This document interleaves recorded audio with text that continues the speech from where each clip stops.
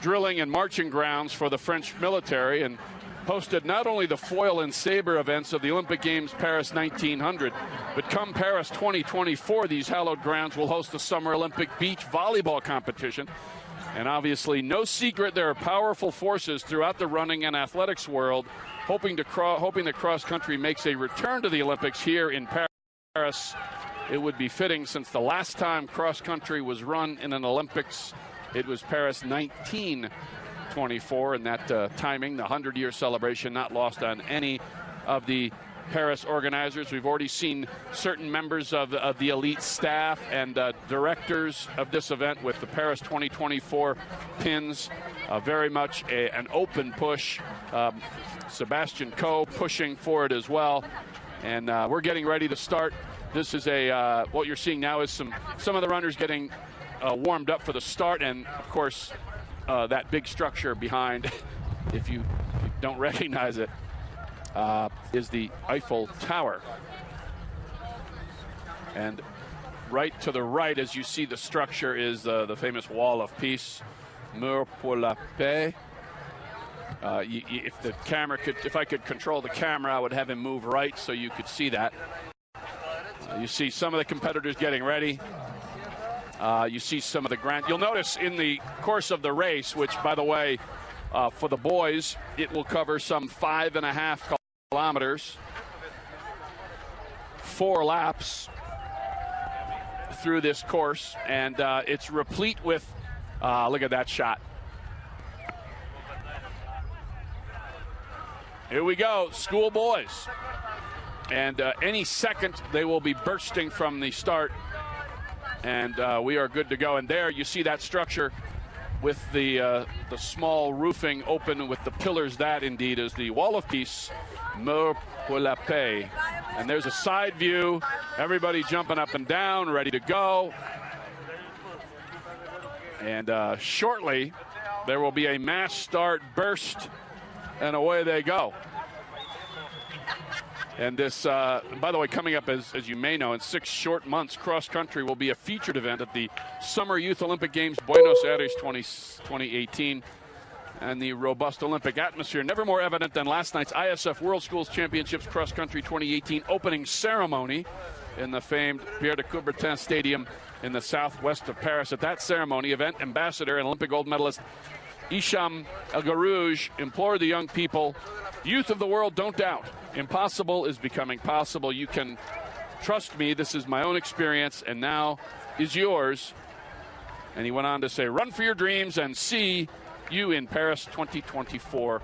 And now, away we go. Allez, allez, allez.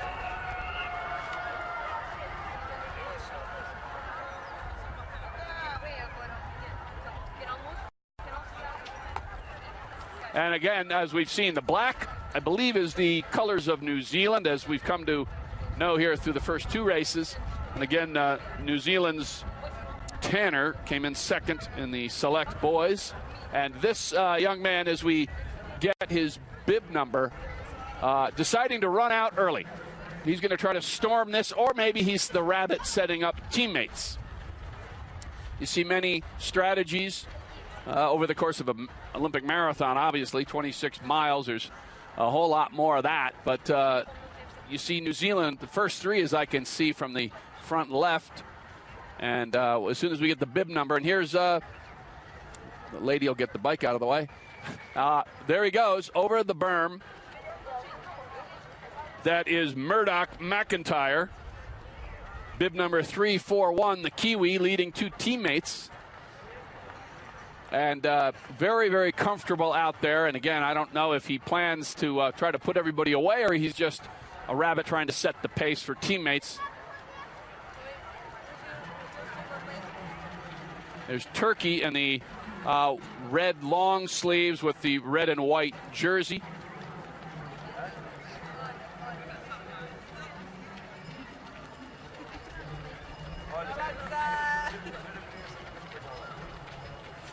Trying to pick out countries.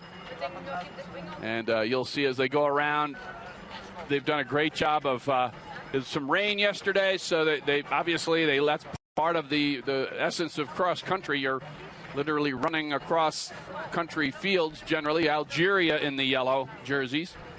But they've left the water. There's no cleaning this place up. That natural berm you saw and you will see again. Again, 4 laps. And in the back, there is the Eiffel Tower. Behind that, the River Seine and the Trocadero. You see the fans. We've seen many fans trying to keep pace, and guys on the inside will slow down. But they're pacing him. They're driving him forward. And at this point, this is Murdoch McIntyre's world, and everyone else is just running in it.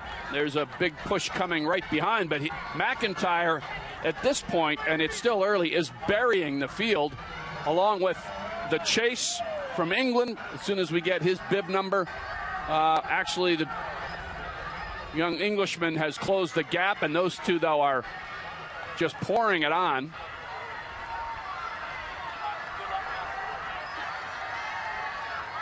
Algeria, Morocco's there, Turkey. You see France in the blue.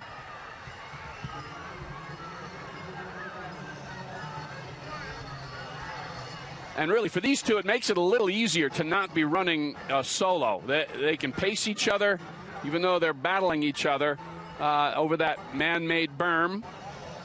And they can, relax.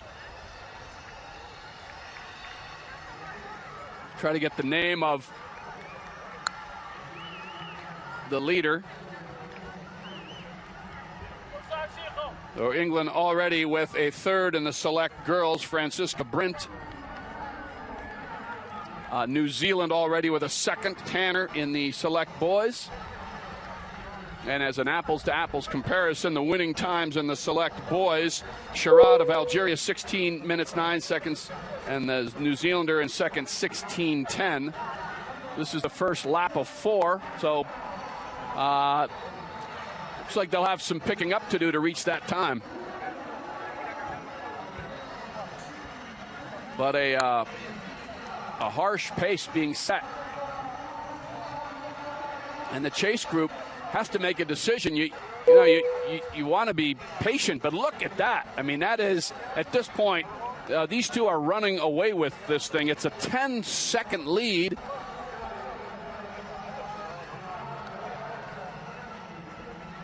This is back at the checkpoint, the finish line. It's the time there in the Eiffel Tower, and you see to the upper right there the Wall of Peace, Mur pour la paix, and now the man-made berm, everybody over it, and now it's 2:08. The Hungarian Palkovic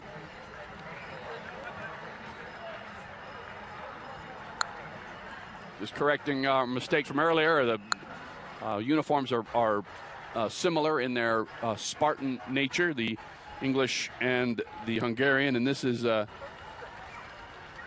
Istvan Palkovic in the lead, and look at he is absolutely blistering the field at this point. And as you see, the former leader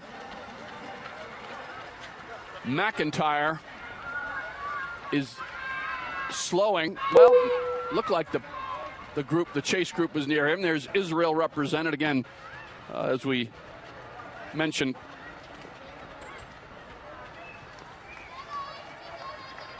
"150 athletes of the boys here, 26 nations represented in this school boys level.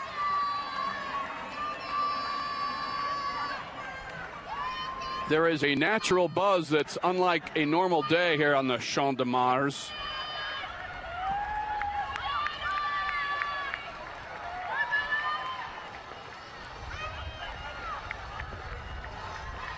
Palkovic just burying everybody, and it's a little too early to say the race is for second, but I'm going to say the race is for second.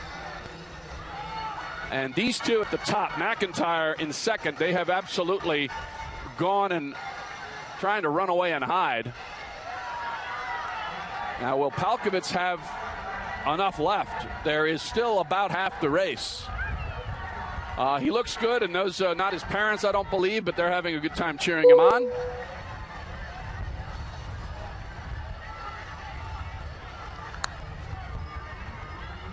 This lead is huge, by far the biggest lead of the 3 races so far. And you see McIntyre deep in the rearview mirror. Now, the question is, of course, when you put out a pace like this, can you keep it up? And the other question is, if you don't keep it up, can anybody catch you? Looks like he's laboring a little, I will say.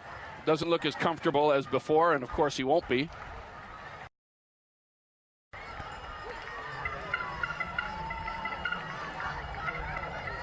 And a subtle, interesting feature, no spikes here. Some of the runners would be running in spikes in other events just to make their footing a little more firm. And here he is at the halfway point.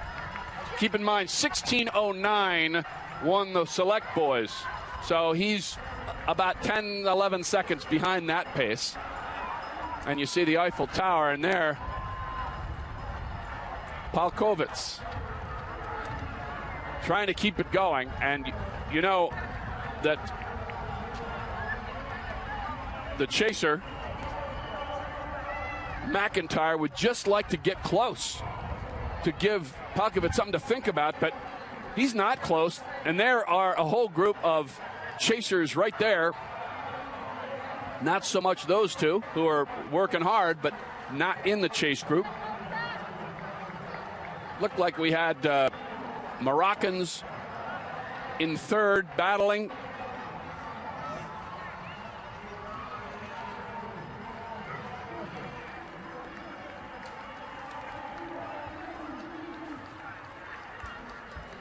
And just to explain this, all students on this school team must have been enrolled at the same school since the beginning of the school year 2017-2018.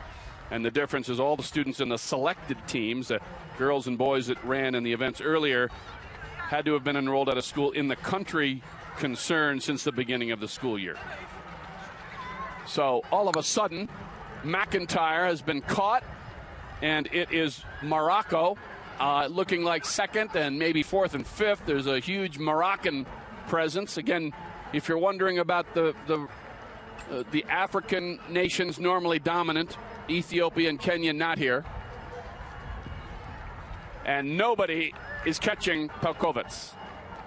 The Hungarian is on his own. Just a little jog along the Champ de Mars. See, Morocco is 2, and then looks like 4 or 5.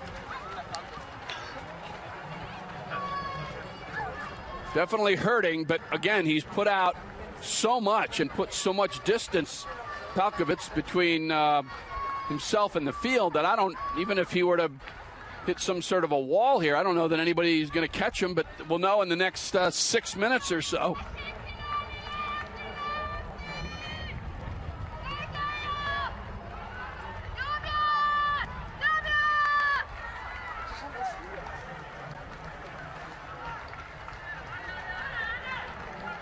And again, in the push to make cross-country a running sport in the Summer Olympics, you got the Youth Olympic Games coming up, Buenos Aires in October. And Sebastian Coe, of course, London 2012 Olympic organizing head, has targeted the Summer Games in Paris 2024. So there's a huge push in this event. No mistake. That's a lapped field there. Looks like the last person in the field, and there goes Palkovits.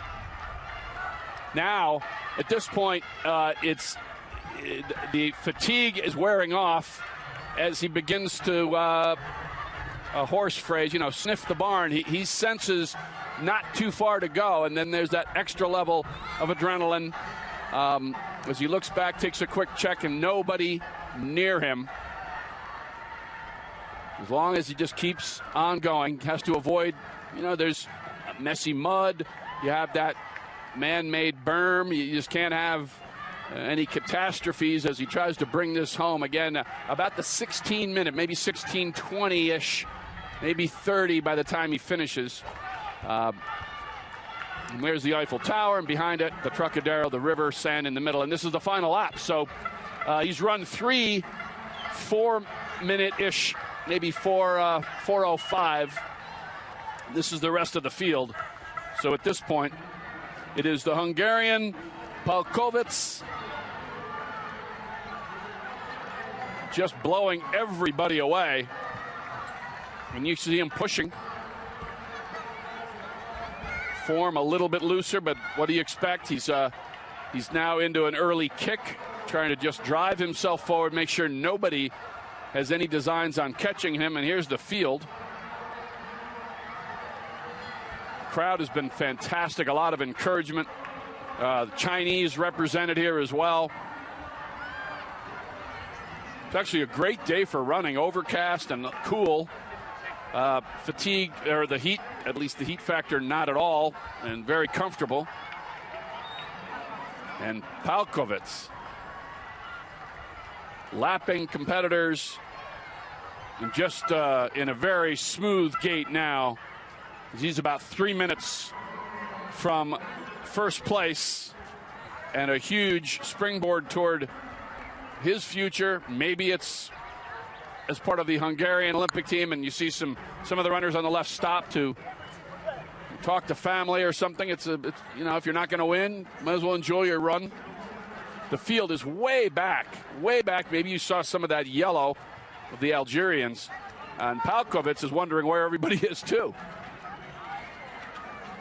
As I was saying, you know, this will be a springboard, and really no idea whether Paris 2024 will include cross country. There is a big push. There's no denying, nobody's hiding it. So you never know, maybe Hungary will have an Olympic competitor right here. Again, he's 18. 17 or 18, just double checking that.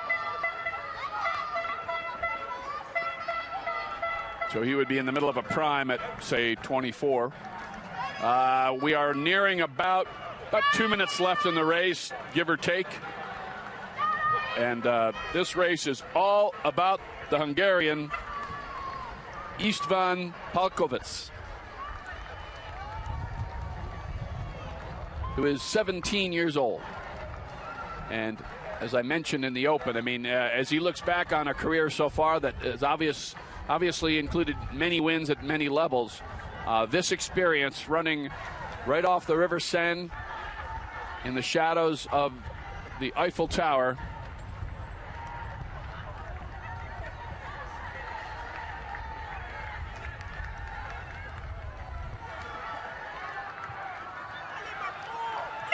and the time that he's chasing, I'm not sure he's going to get it, but the select boys, Algeria's Sharad, won it in 16:09.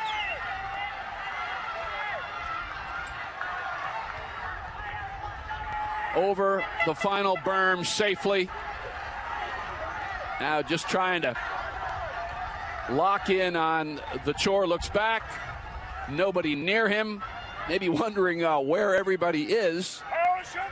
And just winding his way through. Just has to avoid a mess up in the mud. Make sure he safely negotiates. Runs right through it. Not too concerned. When you have a big lead, you can just run right through the puddles. You have to avoid those you are lapping. Make sure you don't click heels or any of that. Here's the big kick. 16:09. Looks like he will not catch that, but it's close. My goodness. Solid work by Hungary's Palkovic. And now they direct those who are not done to keep running because he was lapped. Palkovic is unquestionably the leader. Not sure who came in second.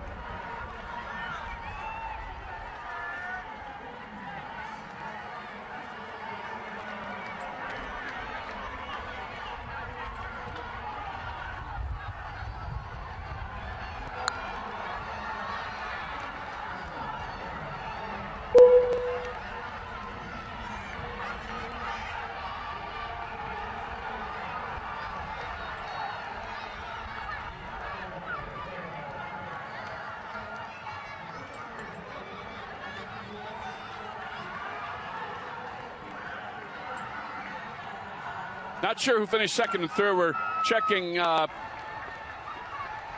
ISF website to see if we can get confirmation. I think the Moroccans were right there, and with his pace, Palkovic would have finished right behind Algeria's Sherrod in the select boys field, who Sherrod won it in 16.9. Palkovic was about 16.10. Where Tanner finished from New Zealand, so it would have been really close. And we're seeing some of the finishers. Again, no idea based on what we're seeing